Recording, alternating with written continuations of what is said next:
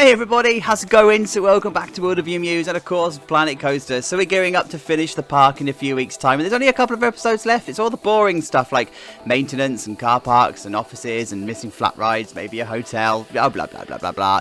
But first, I reckon we can probably crap out another coaster, right?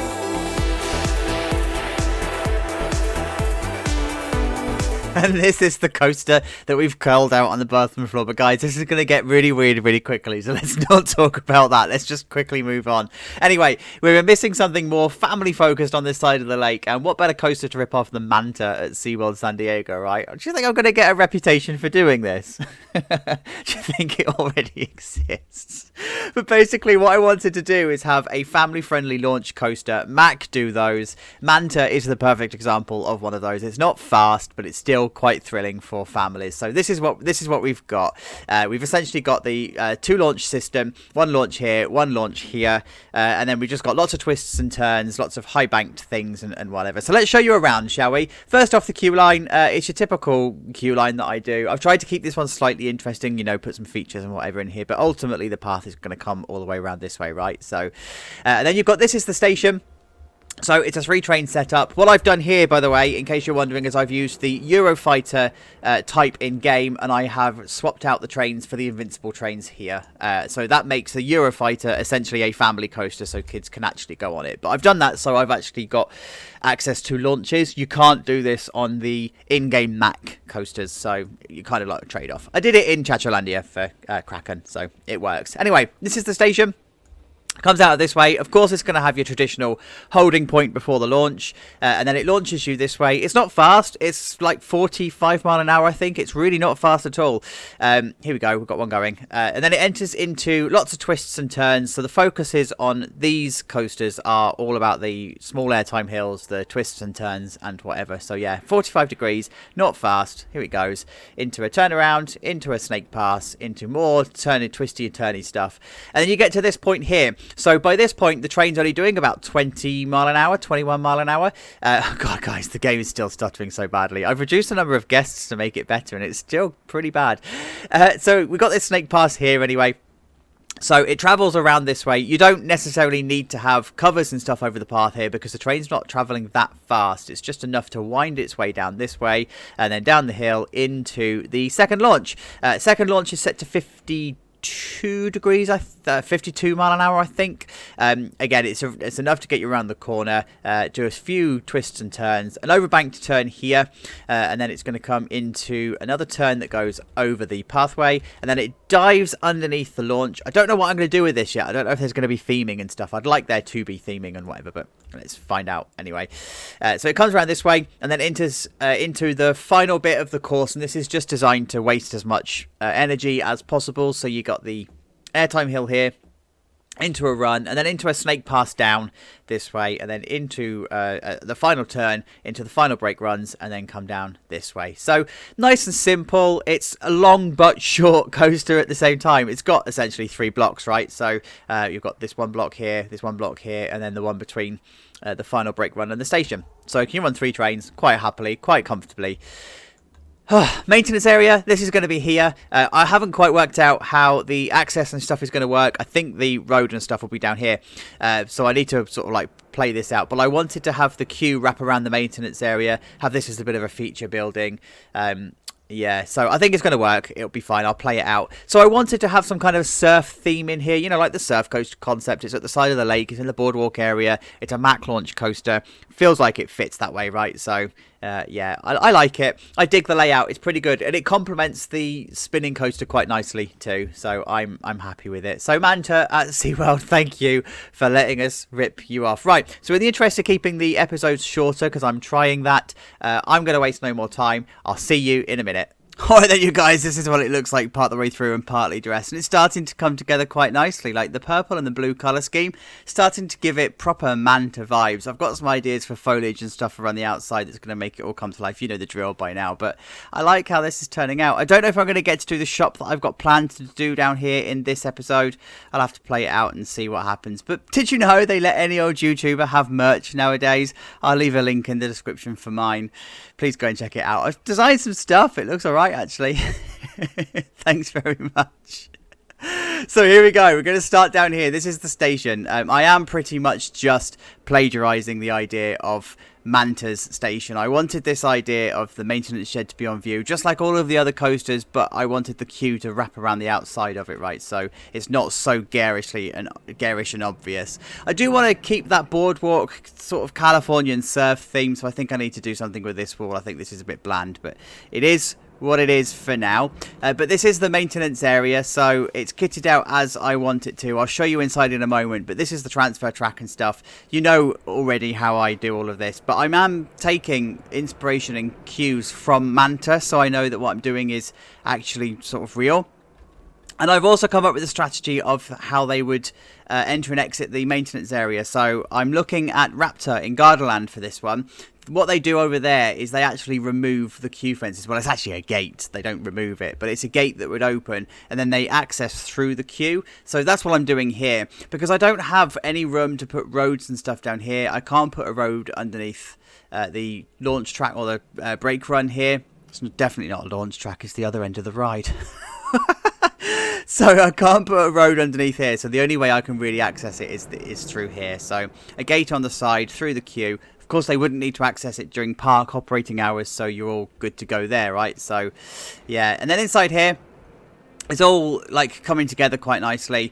You'll see all of the clutter and stuff in here, but you'll notice that there's a door on the side, and that's because of this side access thing. So, yes, we've got this side access here, which, actually, I've just thought I need to move these fences because the gate's there.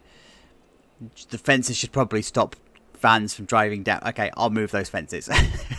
But anyway, oh, life planning. Anyway, this door here is so that they've got side access for this part of the brake run, because the maintenance shed here is probably not big enough to house the 3 trains, right?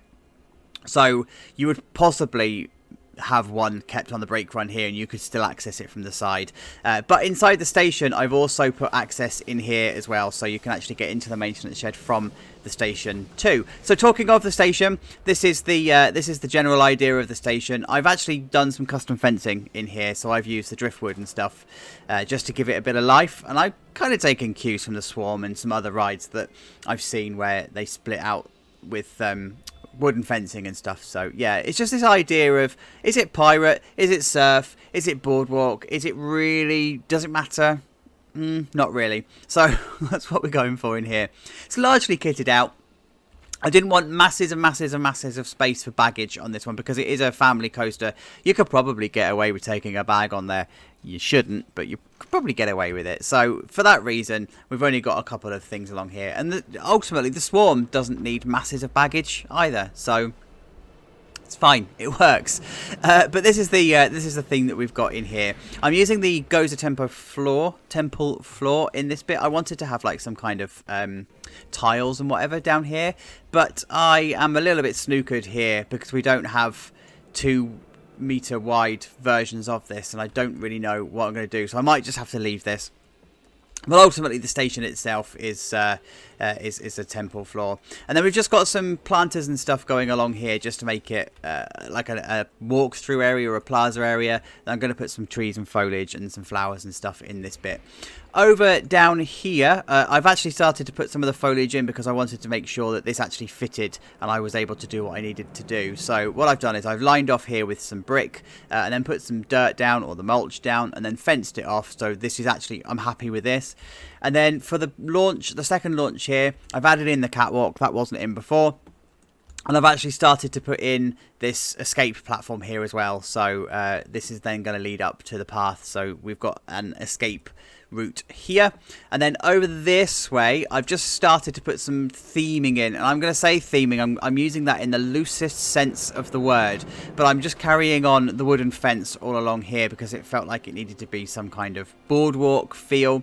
Whether I'm going to put any kind of effects and stuff in yet, I don't quite know. I haven't quite decided, but the whole effect is here. But that also means that I've started to be able to do some rock work along this area, put some pebbles down, some dirt down, just to make it come to life. And I quite like how this dives down, right? So we've got a train coming around here, and if you time it just right, this train will dive down just as this train's ready to launch. So it doesn't duel as such. I mean, that's the future me's problem, but Spoiler alert.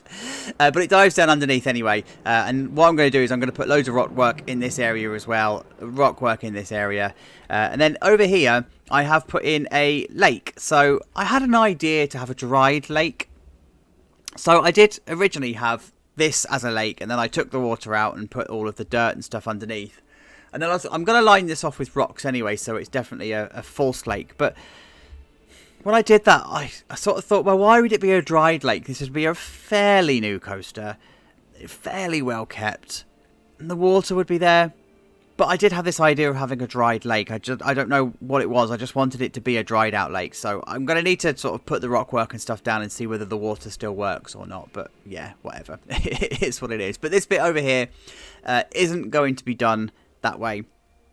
I am just going to keep this as it is and just put foliage and terrain paint and stuff down here. As you already know, the car park is coming in this area, so I don't think I'm going to fence off this bit in this episode because I need to know what this car park is going to do down here to know what fencing I'm going to need for this area, right? So I'm going to leave that for now. This is the queue line. I'm keeping this one nice and simple, I think. It's another uninspired cattle pen queue, let's be honest.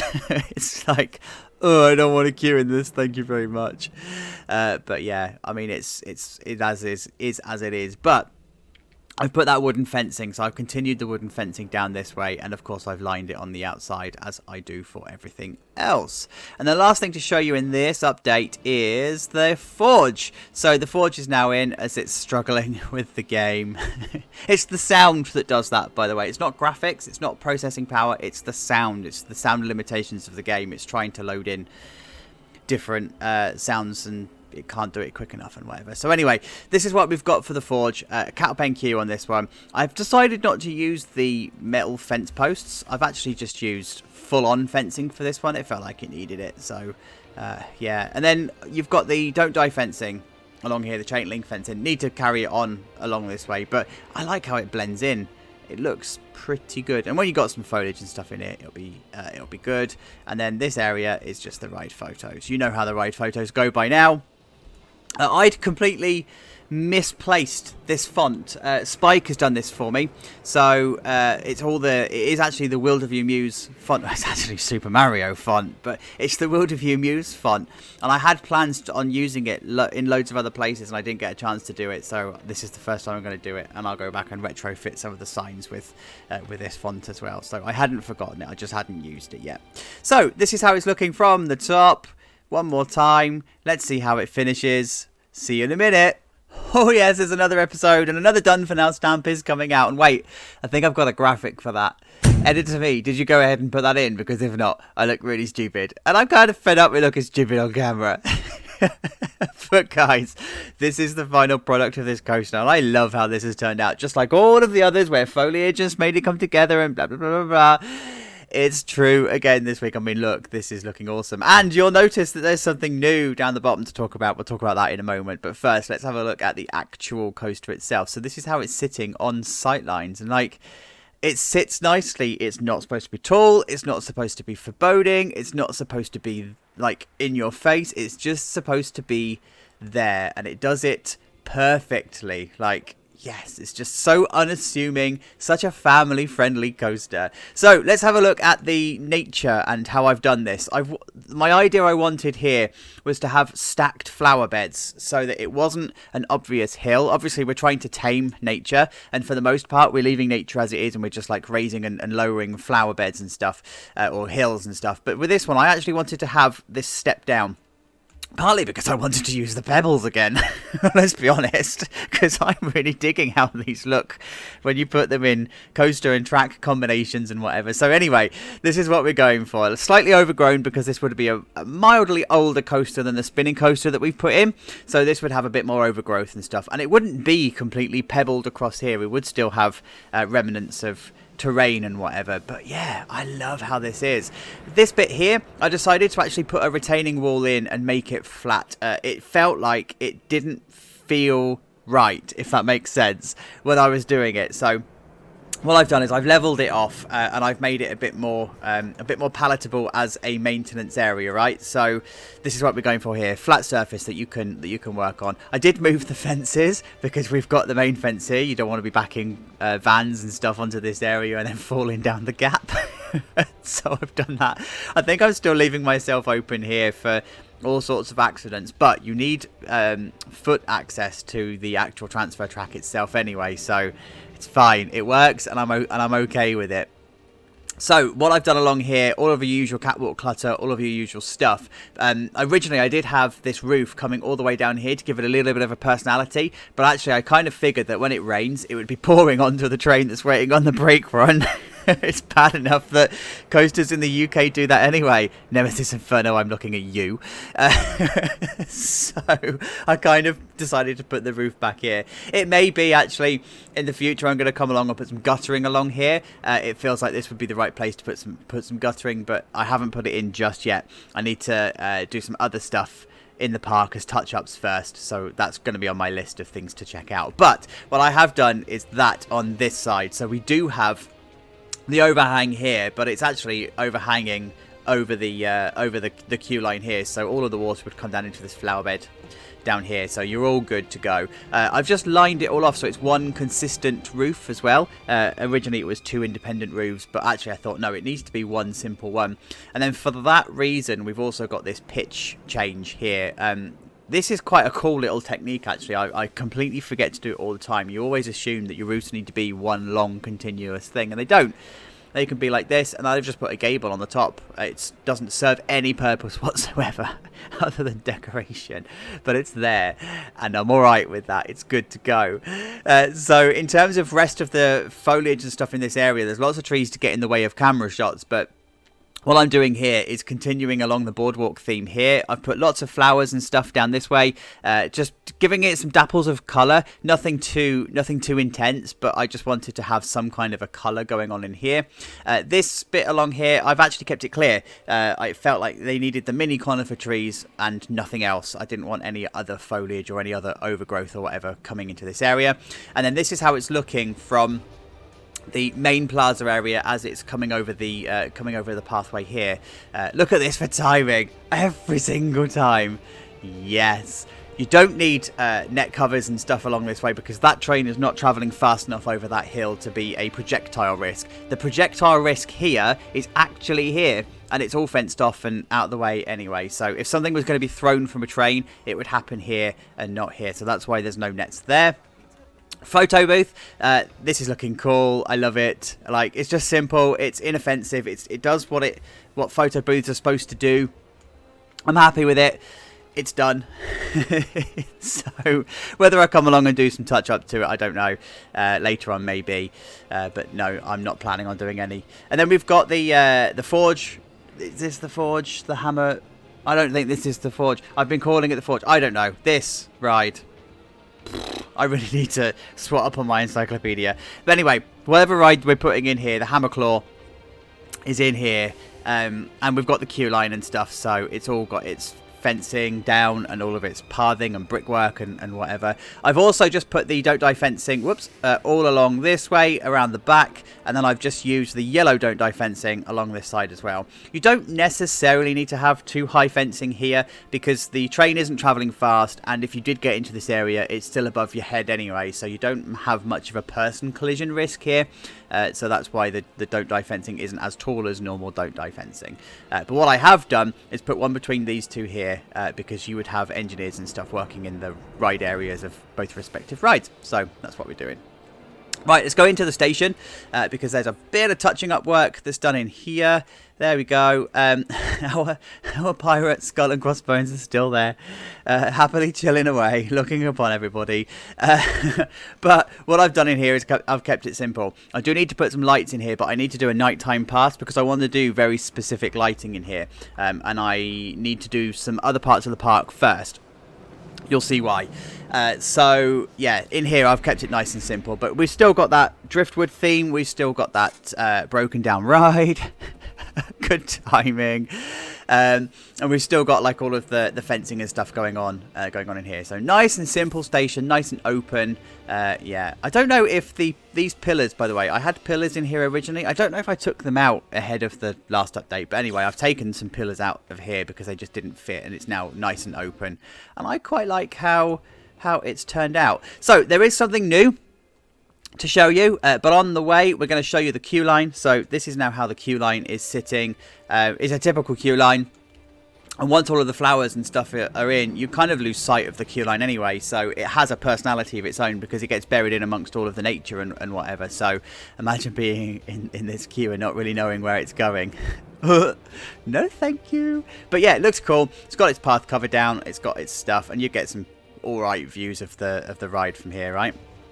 So then we head down here. We've got just a bit of a hill stuff going on in this area, and we've got a new building. So there's not much really done to this. I've just sort of like started to place this down because I just wanted to get a feel for how this area is going to be when everything is done, right? So it's sitting beside the lake, and yeah, we've got some stuff to talk about in this one. So we've got a little bit of an area going on here looking over to the lake.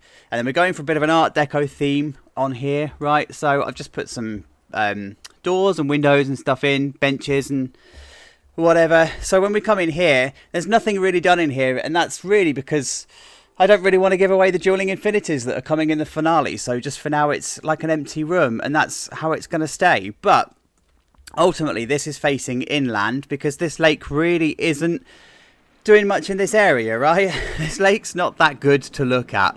It's a bit of an industrial lake because you've got lots of coaster track and you've got lots of maintenance areas and shacks and stuff going on in here. So I'm kind of like leaving this a little bit blank, and that's why the building doesn't have any glass frontage, because it's just not worth making a feature of this lake. This this seating area is all you need, especially when you look at the sightlines of this lake. It's worth having glass and whatever looking on this sightline. And then when you think about the other lake that we did down here, yeah, that's kind of worth doing as a lake, especially as the next episode we're doing a hotel in this area. So we're going to have some pretty decent sightlines of this lake, and what I'm going to do is I'm actually going to join up all of this pathway around here. So the hotel will be sat here, then we'll have a boardwalk that comes around this way. The boardwalk will continue around this way, and that kind of makes sense of this whole walk that we had.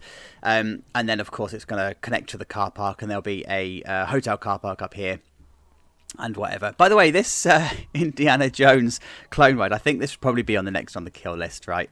That would be the first coaster to go. So anyway, this is how this is looking from the top. Did you know that I've got a dislike vandal the same? Well, actually, I've got two of you at the same time every single week, without fail, exactly the same time. Along they come and dislike the video. So let's fight with them. Please leave a like and a comment, and if you haven't subbed, please do. Guys, thank you for getting to the end. As always, absolutely appreciate it. Until we speak again, please look after yourselves. We're going to go for a ride. Take care. Bye-bye.